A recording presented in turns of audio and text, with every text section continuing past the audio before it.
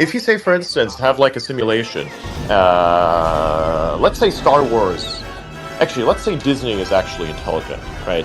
And they build a game. They could like build a game that is basically you fighting on the ground on this like South Pacific island-looking planet thing, right? Like that's where you're fighting. So you have a lot of really cool stuff to work with. You've got water simulations, you have trees, you have all of these things. Now, if all of that would look really nice and visual, and you're like fighting on the ground, you're fighting in the sky, you're fighting in any of those ways, imagine like basically Battlefield, but it's like Star Wars, and it's on that planet. You can have a lot of cool things happen. What gamers really want there is to have like cinematic experiences out of that with just the right amount of unrealistic physics, because that's what actually makes the game fun. Like one of the reasons why I like Halo Infinite is because the physics are like.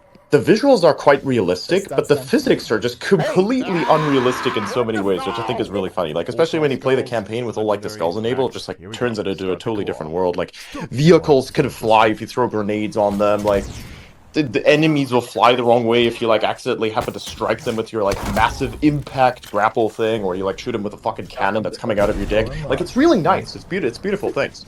Right, but I think that's what makes a game fun. It's that you have good visuals, you have good physics, but you also have the ability to just not need to suffer realism in terms of like the physics that affect the character, because people want to escape from reality and not live through a different version of it. So it's like like, you know, no fall damage, all these things, like take all that bullshit out. It could be lots of fun, and then you have real graphics, really nice looking stuff, very flashy, very cool. Everybody has fun. And then that's your game, and that will work out, and the performance would also be relatively good. And that's what people want. It's like, you want realistic physics from the perspective of you impacting things, but you don't necessarily want the realistic physics to be rendered upon you and your behavior in the game.